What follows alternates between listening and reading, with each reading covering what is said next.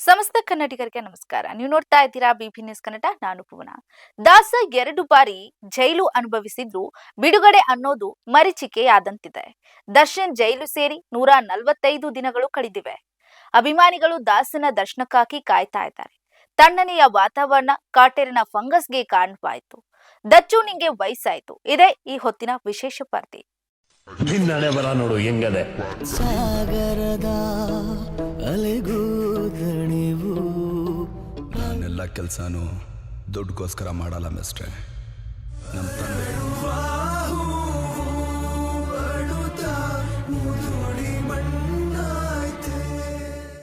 ಕೊಲೆ ಕೇಸ್ನಲ್ಲಿ 2 ಬಾರಿ ಜೈಲು ಸೇರಿದಂತಹ ನಟ ದರ್ಶನ್ ಹಲವು ಏಳು ಬೀಳುಗಳ ನಡುವೆ 145 ದಿನವನ್ನ ಜೈಲು ವಾಸದ ಅನುಭವವನ್ನ ಈಗ ಕಳೆದಿದ್ದಾರೆ.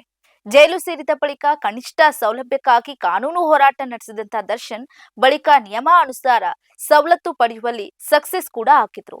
ಆದ್ರೆ ಕೋರ್ಟ್ ಅದಕ್ಕೂ ಕೂಡ ಬ್ರೇಕ್ ಹಾಕಿತ್ತು. ಕಾನೂನಿನ ಮುಂದೆ ಎಲ್ಲರೂ ಸಮಾನರು, ಎಲ್ಲರಿಗೂ ಒಂದೇ ರೀತಿಯಾದಂತಹ ಸೌಲಭ್ಯಗಳನ್ನ ನೀಡಬೇಕು ಅಂತ ಹೇಳಿತ್ತು. ಹಾಗಿದ್ರೆ ದರ್ಶನ್ ಜೈಲು ವಾಸ ಹೇಗಿತ್ತು ನೋಡೋದಾದ್ರೆ, ರೇಣುಕಾಸ್ವಾಮಿ ಕೊಲೆ ಕೇಸ್ನಲ್ಲಿ ಈ ಮೊದಲು ದರ್ಶನ್ ಪಡೆದಿದ್ದಂತ ಜಾಮೀನು ರದ್ದಾದ ಬಳಿಕ ಅವರನ್ನ ಪರಪ್ಪನ ಅಗ್ರಹಾರ ಜೈಲಿಗೆ ಕಳಿಸಲಾಯಿತು. ಅಲ್ಲಿಗೆ ದರ್ಶನ್ ಬರೋಬ್ಬರಿ 100 ದಿನ ಸೆರೆವಾಸವನ್ನ ಅನುಭವಿಸಿದ್ರು. ಚಿತ್ರದುರ್ಗ ರೇಣುಕಾಸ್ವಾಮಿ ಕೊಲೆ ಕೇಸ್ನಲ್ಲಿ ಆರೋಪಿಯಾಗಿರುವಂತಹ ನಟ ದರ್ಶನ್ 2ನೇ ಬಾರಿ ಜೈಲು ಬರೋಬ್ಬರಿ 165 ದಿನವನ್ನ ಕಳೆಯಬೇಕಾಯಿತು. ಇನ್ನೂ ಕೂಡ ಕಡಿತಾನೆ ಇದ್ದಾರೆ. ಆದ್ರೆ 2ನೇ ಬಾರಿ ಜೈಲು ಸೇರಿದ ನಂತರ ನಟ ದರ್ಶನ್ ಜೈಲಿನಲ್ಲಿ ಹಲವು ಏಳು ಬೀಳುಗಳನ್ನ ಎದುರಿಸ್ತಾ ಇದ್ದಾರೆ.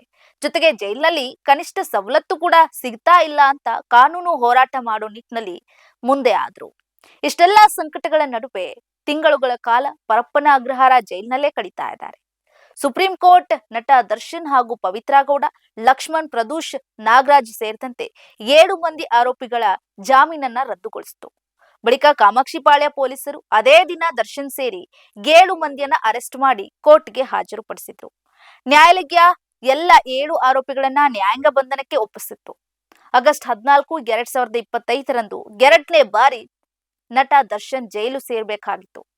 ಇಂತಹ ಮನವಿಯನ್ನ ಕೋರ್ಟ್ ಆಲಿಸಿದ ಬಳಿಕ ಹಾಸಿಗೆ ಬೆಡ್ಶೀಟ್ ಸಲುವಾಗಿ ಅರ್ಜಿ ಹಾಕಿ ಕಾನೂನು ಹೋರಾಟ ಕೂಡ ನಡೆಸಲಾಗುತ್ತೆ. ಜೊತೆಗೆ ಸುಮಾರು 2 ತಿಂಗಳ ಕಾಲ ಕೋರ್ಟ್ ವಿಚಾರಣೆ ನಡೆಸಿದಂತ ಜೈಲಿನ ಮ್ಯಾನ್ಯುವಲ್ ಪ್ರಕಾರ ಸೂಕ್ತ ಸವಲತ್ತುಗಳನ್ನ ಒದಗಿಸೋದಕ್ಕೆ ಕೋರ್ಟ್ ಆದೇಶವನ್ನ ನೀಡುತ್ತೆ.